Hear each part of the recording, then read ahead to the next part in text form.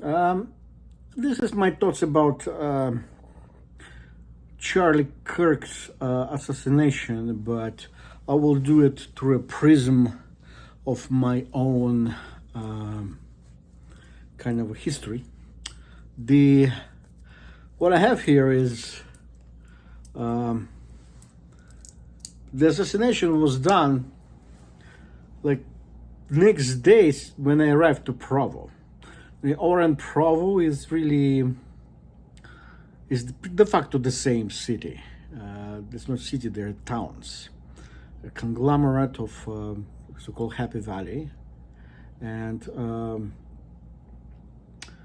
when I heard about it, it just simply knocked me down because, after events like this, there's usually you can have a lockdown, lockdown in the city completely. Remember, they were looking for who is he. They start looking for assassin, and it was the entire event happened like 2 miles from the hotel where I was. Well, maybe it's more. I don't think so, but I don't know exactly the distance. But it was, as I said, I was in Provo. It happened in Orem, and they are pretty much the same thing. And I was actually, after that, I even went to Costco, wanted to go, and to Harmon's stores.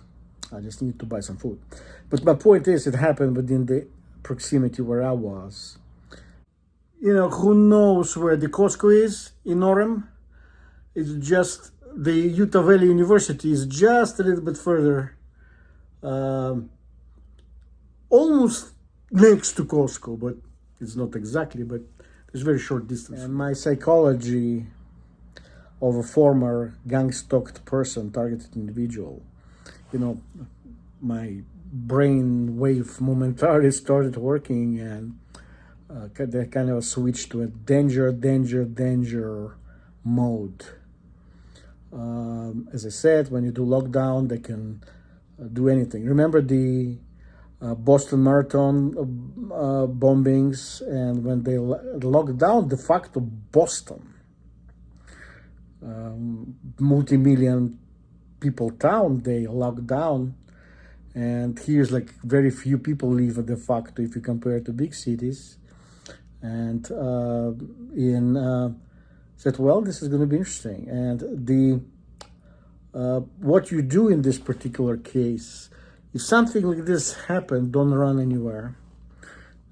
Just wait until everything settles down. And because even people can understand your behavior in a very different way. So anyway, I was planning to stay here 2 days, maximum 3 days. 4, I ended up for now staying 5. But the simply reason that, I ended up with no money. But this is for the thing. So for people say, well, you're not important enough. Yeah, I know. But when we're talking about my father's invention, it's a lot of money. I was, again, doing kind of research on my father's nuclear patent. And so as of 2021, year 2021, there were 1,500,000,000,000 semiconductors produced that were calibrated by ionic impulse, which is my father's invention, and the for an amount of $604 billion. And I was just kind of trying to get them within this production structure of this so much money. My father's patent is part of the chain. There is a lot of other patents, but part and a big part of production of semiconductors, it's my father's patent, including in 2 factories in Orem here. Interesting if they work with the patent from who allowed to work, but maybe some of the people like Shenderovich, did he sign on it? Their family have part of the patent. They refused to give me part. Actually, they avoid to give me part. We never had a contact yet. My opinion is that there is a attempt of identity fraud, and when there is attempt of identity fraud, somebody within community involved. The unfortunately partial part is that family who de facto controls the patent, they are kind of a Masonic family of name of Shenderovich, and this is how it's done. They simply kill scientists, people who are related to them, business-wise, and then you cannot talk about it because there's always they can tell you that this is horrible. They can revoke your citizenship, call you anti-Semite, but I never was an anti-Semite. I never am. For me, it's a question of copyrights and ownership of the patent. And unfortunately, as I said before, if somebody gets your property, there's no way you can get it back in a way. Even though, as I said, I recently learned that I am German. Not recently, 15 years ago, but I lived for a very long time with the knowledge that some of my family members on my father's side were actually Jewish. But then suddenly I was said, no, you are not Jewish, you're German. Okay, I don't mind. But the thing is, I never got anything from my father's patent. Not just that, I learned that my father was actually murdered. Even though, again, they can tell anything. And then 3 years ago, my mother died. And because of this patent that is being spread all over South Africa, not just South Africa, country of South Africa, but there's several countries in the southern part of Africa. Some of those countries had connections to the place I worked, Piedmont Center in Atlanta, Georgia, where I was a supervisor.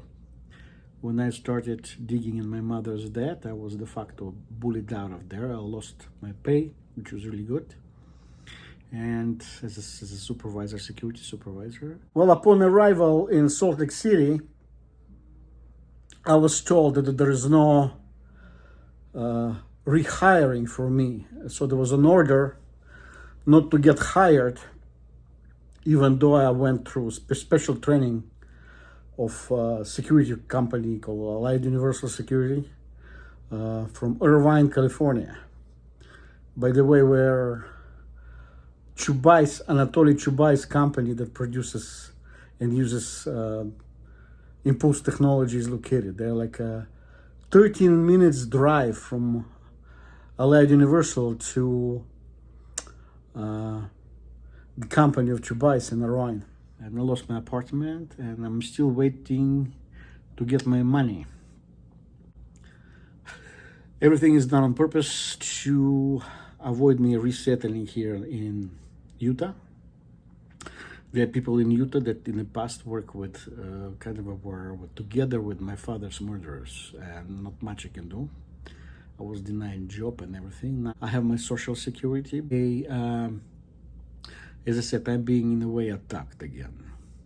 I'm not gonna go work for Walmart. I will try to apply for Costco. But as I said, there's a danger that's coming. I will need to sleep in my car. Part of has again. It is, as I said, I am gang stalked in this way. Even though most of the gang stalking is stop because there's no more. There is no more to lie about. I know who gets my father's patent, who killed my father, and so I know everything pretty much. What the problem is, it's, as I said, there's not enough money, and this is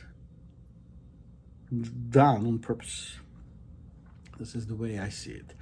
They'll tell you bullshit and stories that it's not, but this is how it works. Then there is another way, another thing.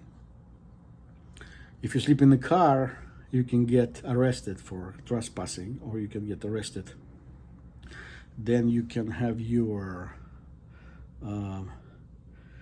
documentation taken. Then it means that you can lose your identity for a few hours while you're in police custody. And then they can deny you your citizenship. They can do anything they want you when you are in prison or temporarily detained somewhere. And unfortunately, this is what the Trump did, and with his law. But there's not much I can do. And I'm not going to go apply for Walmart. I said I'm still going to apply to Costco, but I'm not going to apply for Walmart.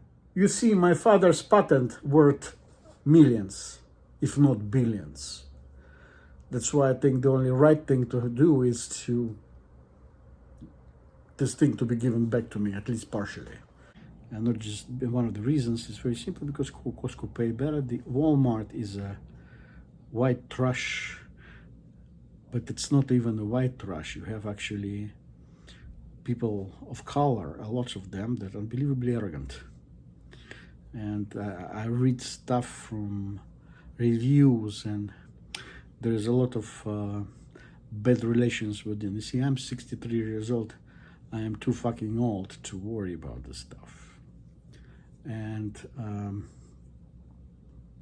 that's what it is. We'll make another one later.